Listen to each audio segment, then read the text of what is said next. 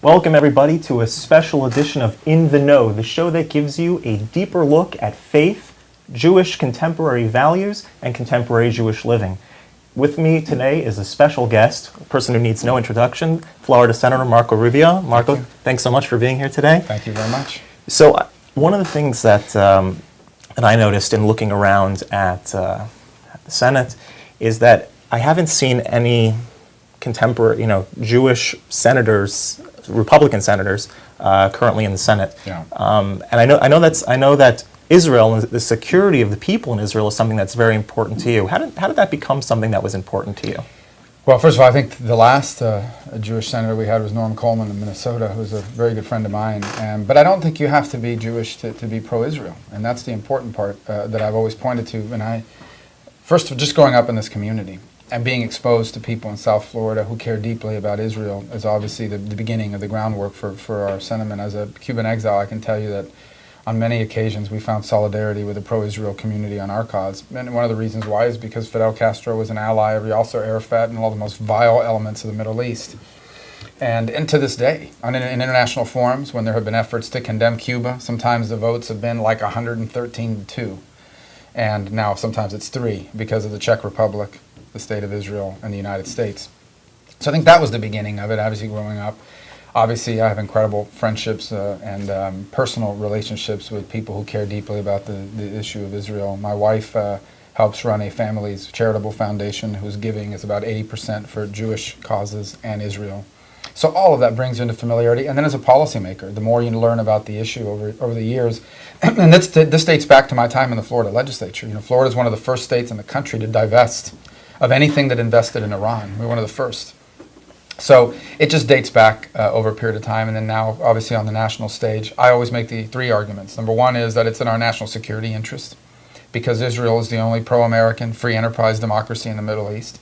Number 2, there's a moral imperative, and that is that Israel is perhaps the only nation on earth created with a very unique purpose, and that is to serve as a homeland for an oppressed people. And it came as about as in the aftermath of the Holocaust, so that never again would there not be a place for the Jewish people to go if they faced persecution, as they now have, pretty consistently for 5,777 years.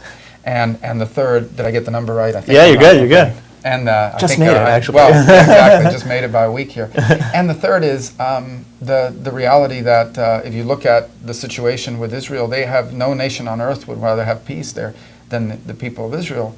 But they're confronted by a series of challenges, including the inability to have anyone to deal with on the other side, and a growing effort in the international community to delegitimize Israel's right to exist as a Jewish state. And that's something that's deeply concerning. Fair. You mentioned Iran, and what's for those of us who don't know, can you give us just a sort of a brief layman's terms summary of this Iran deal? Yeah, here's the deal. You have the world's leading sponsor of terrorism, the Ayatollah of Iran.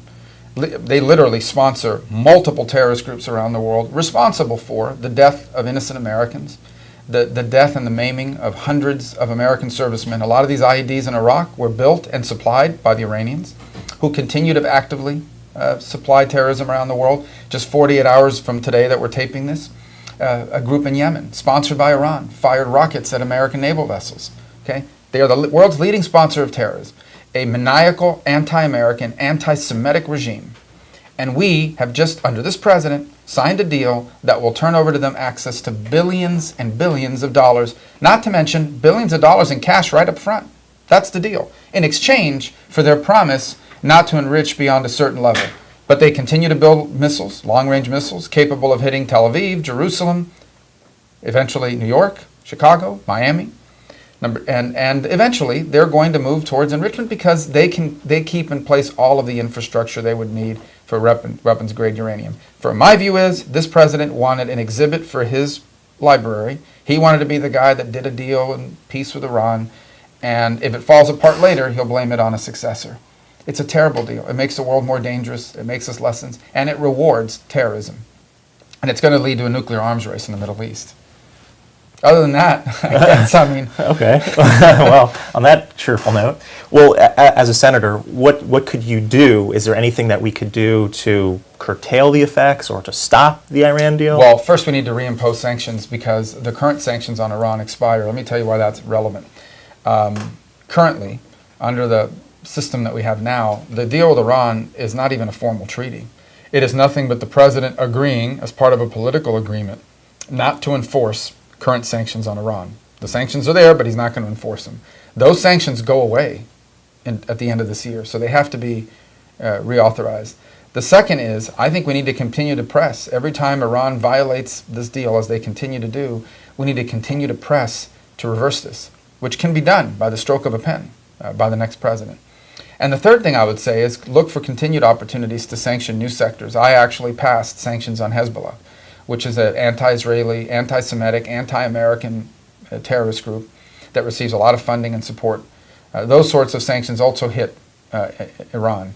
And so look for ways to continue the sanctions, their missile programs and the like. And fourth is, strengthen our allies in the region. You look at the recent memorandum of understanding between Israel and the United States that the president basically forced Israel to sign. It has some outrageous conditions, including that for 10 years Israel cannot lobby the U.S. Congress for additional funding. That's outrageous. That's ridiculous. That needs to be re-examined, and I hope we can have bipartisan support to change that. Okay.